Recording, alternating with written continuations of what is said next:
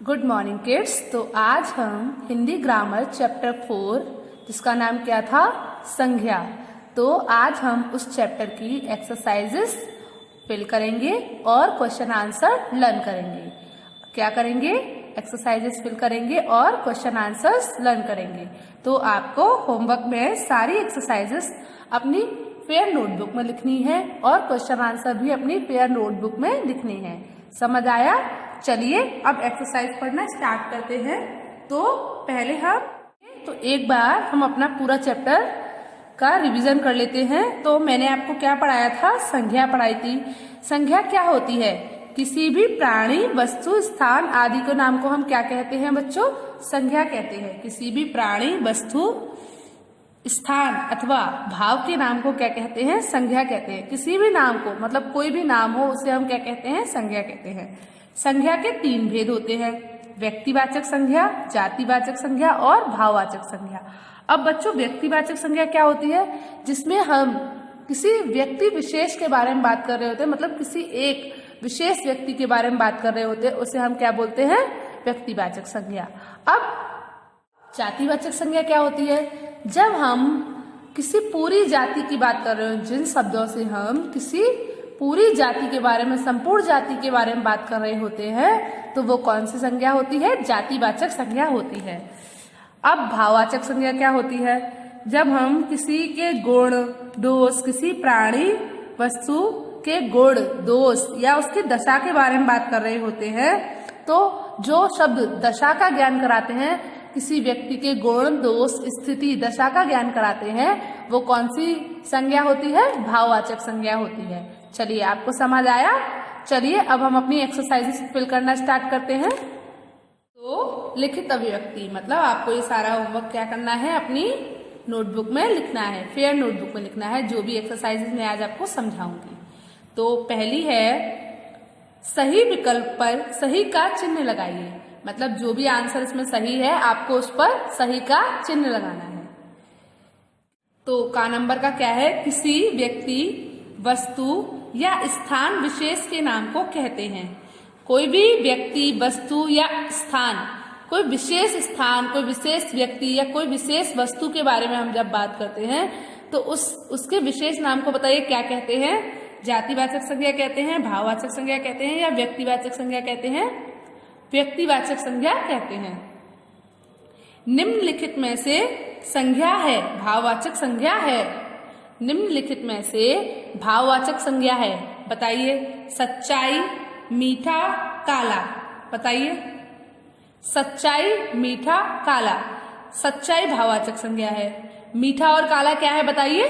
Adjective है।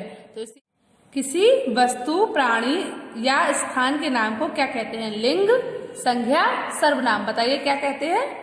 संज्ञा कहते हैं। चलिए अब हम अपनी अगली एक्सरसाइज पे चलते हैं। तो देखिए बच्चों, सेकंड एक्सरसाइज हमारी क्या है? निम्नलिखित संज्ञा शब्दों को उनके सही वर्ग में लिखिए। तो आपको जो यहाँ पर नीचे संज्ञा शब्द दिख रहे हैं, आपको उनके सही वर्ग में उनको लिखना है। तो आपके पास 3 वर्ग लिखे हुए, देखिए। व्यक्तिवाचक संज्ञा, जातिवाचक संज्ञा एंड भाववाचक संज्ञा। अब आपको इनमें से हर शब्द को पढ़ना है और बताना है कि वो कौन सी संज्ञा के वर्ग में आएगा। समझ आया? चलिए, तो फर्स्ट जो हमारा वर्ड लिखा हुआ है, वो क्या लिखा हुआ है? महात्मा गांधी। क्या लिखा हुआ है बच्चों? महात्मा गांधी। तो बताइए, महात्मा गांधी एक पर्टिकुलर पर्सन है, एक व्यक्ति विशेष है ना, विशेष व्यक्ति है ना, जिनको सब जानते हैं और एक ही है महात्मा गांधी। ऐसा तो नहीं है बहुत सारे महात्मा गांधी हैं, नहीं है ना।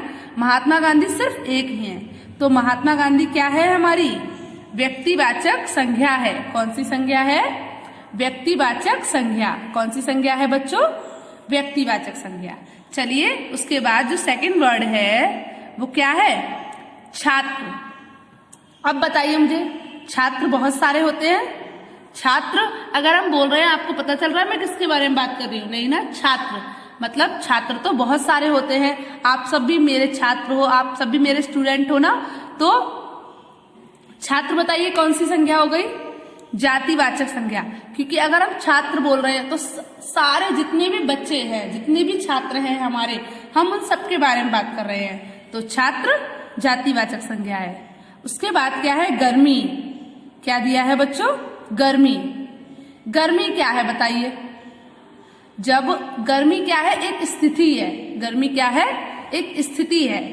गर्मी क्या है बच्चों, एक स्थिति है। और स्थिति हम कौन सी संज्ञा में जानते हैं बताइए, भाववाचक संज्ञा में। किसमें, किसी भी शब्द की दशा, गुण या स्थिति हमें किसमें पता चलती है, भाववाचक संज्ञा में। तो गर्मी एक स्थिति है। जैसे अभी बाहर बहुत गर्मी है, तो हमें कैसे पता चला बाहर बहुत गर्मी है, क्योंकि गर्मी पड़ रही है। गर्मी एक स्थिति है, समझ आया। तो इसीलिए गर्मी कैसा शब्द है बच्चों, भाववाचक संज्ञा है। समझ आया। तो ये किसमें आएगा, हमारे भाववाचक संज्ञा में। उसके बाद क्या है, हिमालय। हिमालय बताइए कौन सी संज्ञा है, व्यक्तिवाचक संज्ञा, क्योंकि हिमालय भी एक है, व्यक्ति विशेष है, तो इसीलिए हिमालय भी व्यक्तिवाचक संज्ञा है। उसके बाद है शिक्षक। क्या शिक्षक एक ही है, नहीं, शिक्षक तो बहुत सारे होते हैं ना। तो शिक्षक भी हमारे किसमें जाएगा, जातिवाचक संज्ञा में। उसके बाद है सच्चाई। सच्चाई क्या है, अगर कोई बच्चा सच बोलता है तो उसके अंदर किस चीज का गुण है, उसके अंदर सच्चाई कहने का गुण है, सच्चाई बोलने का गुण है। तो सच्चाई क्या है, गुण है एक। और गुण, दोष की दशा, स्थिति हम किसमें जानते हैं बताइए, भाववाचक संज्ञा में। तो सच्चाई क्या है हमारी। अगला क्या है, कुतुब मीनार। कुतुब मीनार बताइए व्यक्ति विशेष है, जातिवाचक संज्ञा है या भाववाचक संज्ञा है, व्यक्तिवाचक संज्ञा। हाँ, कुतुब मीनार कौन सी संज्ञा है हमारी, व्यक्तिवाचक संज्ञा, क्योंकि कुतुब मीनार कितने हैं, एक ही है और वो एक ही होता है, इसीलिए कुतुब मीनार क्या है, व्यक्तिवाचक संज्ञा है। उसके बाद है बस्ता।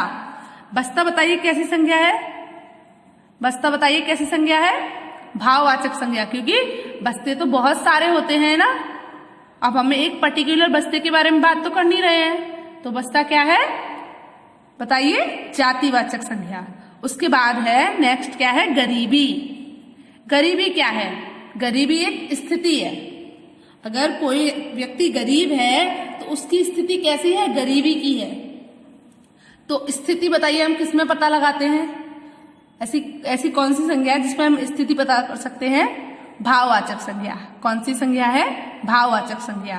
तो भाववाचक संज्ञा में क्या आएगा, गरीबी किसमें आएगा, भाववाचक संज्ञा में। उसके बाद है सुभाष चंद्र बोस। सुभाष चंद्र बोस, सुभाष चंद्र बोस किसमें आते हैं बताइए। जो सुभाष चंद्र बोस हैं वो एक पर्टिकुलर पर्सन है, एक विशेष व्यक्ति हैं, तो वो किसमें जाएंगे, व्यक्तिवाचक संज्ञा में जाएंगे। उसके बाद जो नेक्स्ट है हमारा वो क्या है, गेंद। तो गेंद किसमें जाएगा बताइए, एक ही गेंद है, बहुत सारी गेंद होती है ना, गेंद तो बहुत सारी होती है, एक गेंद तो होती नहीं है। चलिए, तो गेंद किसमें जाएगा, जातिवाचक संज्ञा में। उसके बाद है सुगंध। सुगंध बताइए क्या है, सुगंध फूल का गुण है।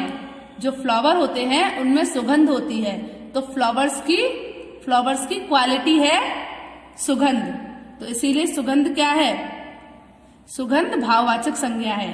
चलिए, उसके बाद है पागलपन। पागलपन क्या है बताइए, पागलपन क्या है, भाववाचक संज्ञा है।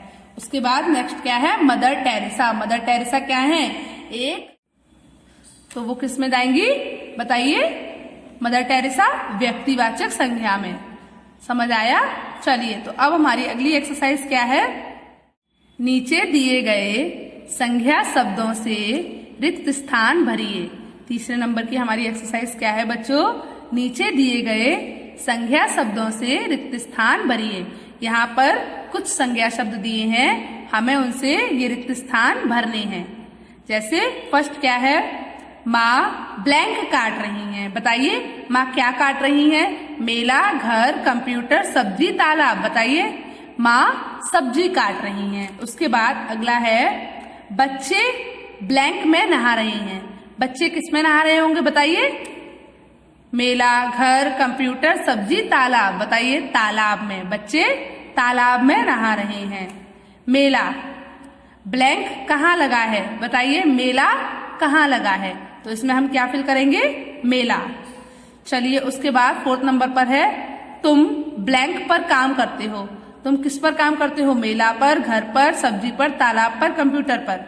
कंप्यूटर पर, तुम कंप्यूटर पर काम करते हो। उसके बाद लास्ट है सब अपने ब्लैंक चले गए। सब अपने कहाँ चले गए बच्चों? घर चले गए। चलिए एक बार फिर सबको बोल देते हैं।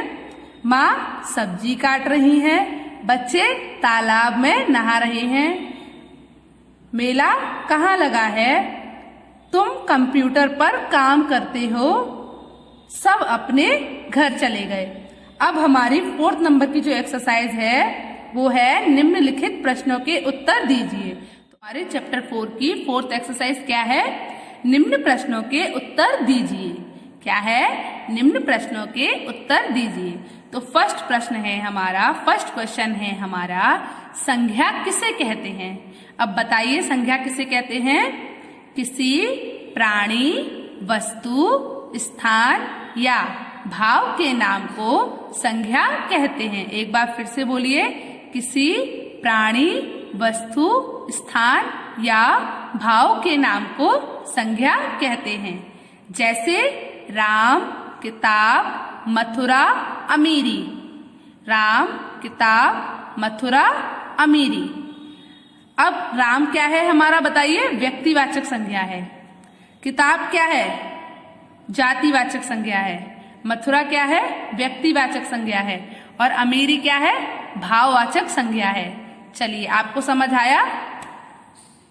तो क्या है? किसी प्राणी, वस्तु, स्थान या भाव के नाम को संज्ञा कहते हैं।